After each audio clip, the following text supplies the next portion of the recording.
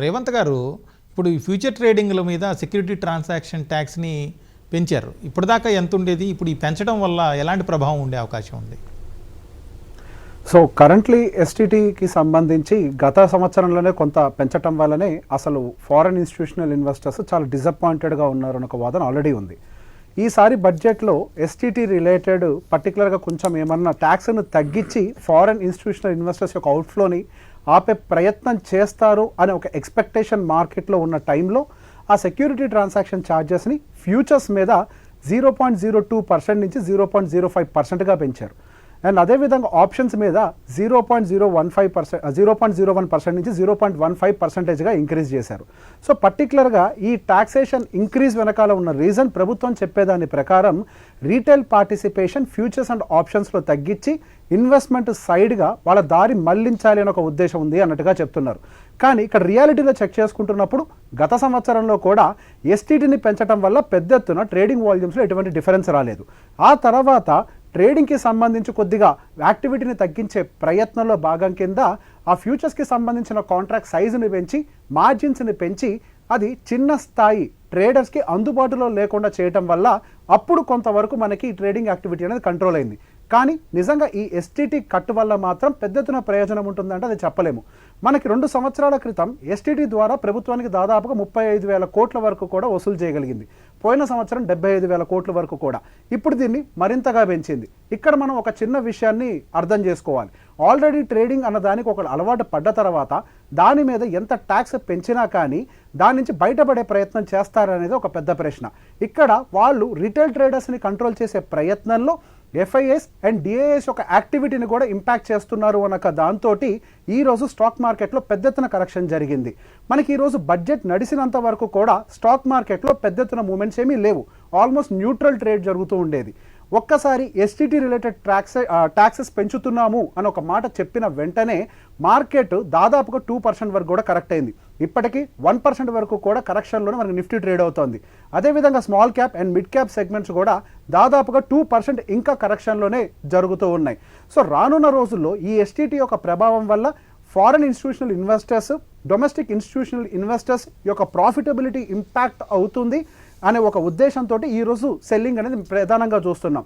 దీన్ని పెంచడం వల్ల మార్కెట్లో లిక్విడిటీ అనేది తగ్గుతుంది. స్టాక్ మార్కెట్లో లిక్విడిటీ అనేది చాలా ప్రాధాన్యం.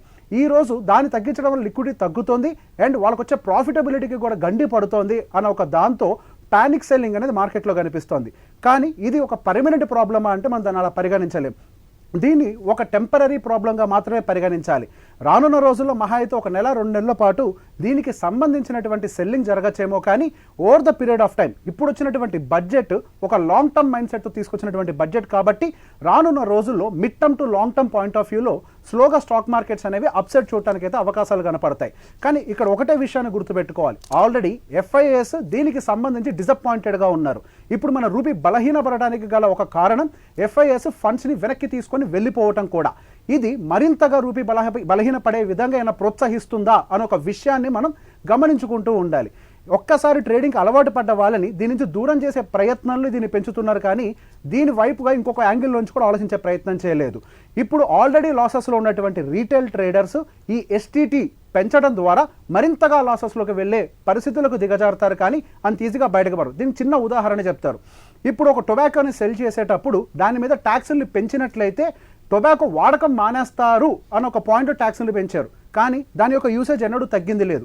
ఎస్టీటీ పాయింట్ కూడా ఇలానే జరుగుతూ ఉంటుంది.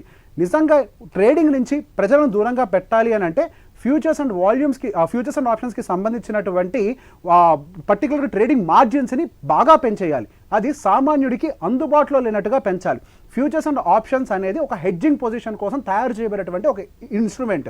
కానీ రకరకాలటువంటి మాధ్యమాలు, యూట్యూబ్ మాధ్యమాలు ఇవన్నీ కూడా ఫ్యూచర్స్ అండ్ ఆప్షన్స్ వైపుగా ప్రజలందరినీ అట్రాక్ట్ చేయటం వల్ల అందులో ఏదో ఎక్కువ డబ్బులు వస్తాయనే ఆశతోటి దాదాపుగా భారతదేశంలో ఉండేటువంటి 1,00,000 మంది ట్రేడర్స్లో 93% ఆఫ్ ద ట్రేడర్స్ డబ్బులు పోగొట్టుకుంటున్నారు.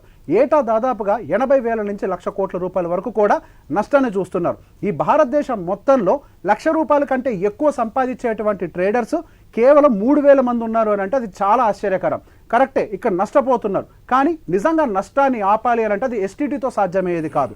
ఆ నష్టాన్ని ఆపాలి అని అంటే ఇక్కడ కంపల్సరీ మార్జిన్ ఎక్స్పాన్షన్ జరగాలి. అప్పుడు మార్జిన్ ఎక్స్పాన్షన్ గతంలో ₹1,00,000 ఉంటే ఒక ఫ్యూచర్ కాంట్రాక్ట్ వచ్చేది. ఈ రోజు ఆ ఫ్యూచర్ కాంట్రాక్ట్ని బేర్ మినిమం తోటి 3.5 లక్షలుగా మార్చారు. ఇలా దాన్ని 3.5 లక్షల నుంచి 5 లక్షలు 6 లక్షలకి చేయటం ద్వారా చిన్న చితక ట్రేడర్స్ అందరూ కూడా దీని నుంచి దూరం జరిగి ఇన్వెస్ట్మెంట్ వైపుగా మారుతూ ఉంటారు. ఎస్టీటీని అంటే ప్రభుత్వం యొక్క ఉద్దేశం మంచిదై ఉండొచ్చు కాక ప్రజలను దీని నుంచి దూరం పెట్టాలి అని, కాకపోతే ఈ ఇంప్లిమెంటేషన్లో మరింతగా నష్టపోతారు కానీ దీని నుంచి దూరం జరుగుతారని అనుకోవట్లేదు.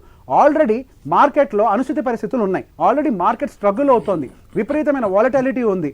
ప్రపంచమంతా స్టాక్ మార్కెట్లు పైకి పరిగెడుతూ ఉంటే కేవలం భారతదేశం మాత్రమే పోయిన సంవత్సరాలు ఎటువంటి రిటర్న్స్ ఇవ్వలేదు. ఇప్పటికే మనం ఎఫ్ఐఎస్ ఒక అవుట్ఫ్లోని ఎదుర్కొంటున్న టైంలో ఇటువంటి ఒక స్టాండ్స్ని తీసుకోవటం అనేది స్టాక్ మార్కెట్ మీద ఒక పెద్ద బండ వేసినటువంటి పరిస్థితిగానే కనపడుతోంది. ఈ రానున్న రోజుల్లో అయినా సరే ఎఫ్ఐఎస్ యొక్క ఫ్లోస్ని ఆపేదానికి ఈ ఎస్టీటీ తగ్గించడమే ఒక మార్గం అవుతుంది కానీ ఈ ఎస్టీటీ పెంపు అనేది ఎప్పుడు స్టాక్ మార్కెట్ని కానీ ట్రేడర్స్ని కానీ ప్రొటెక్ట్ చేసే ఒక ఆయుధంగా మాత్రం పనిచేయదు. దానికోసం మార్జిన్స్ పెంచడం ఒకటే ఒక దారిగా మాకు కనిపిస్తుంది.